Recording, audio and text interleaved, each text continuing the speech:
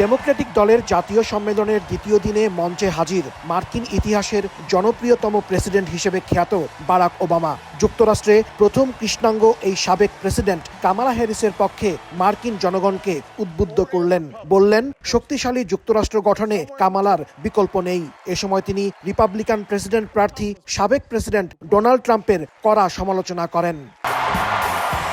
এদিন সাবেক first lady Michelle Obama মার্কিন কংগ্রেসের উচ্চকক্ষ সেনেটে সংখ্যাগরিষ্ঠ দলের নেতা ক্ষমতাসীন ডেমোক্রেটিক পার্টির চাক শুমার, সেনেটর বার্নি স্যান্ডার্স ও ভাইস প্রেসিডেন্ট কামালা হ্যারিসের স্বামী সেকেন্ড জেন্টলম্যান ডগলাস এমহফ বক্তব্য রাখেন। তাদের সবার কণ্ঠেই ছিল ঐক্যবদ্ধ শক্তিশালী যুক্তরাষ্ট্র গড়ার প্রত্যয়।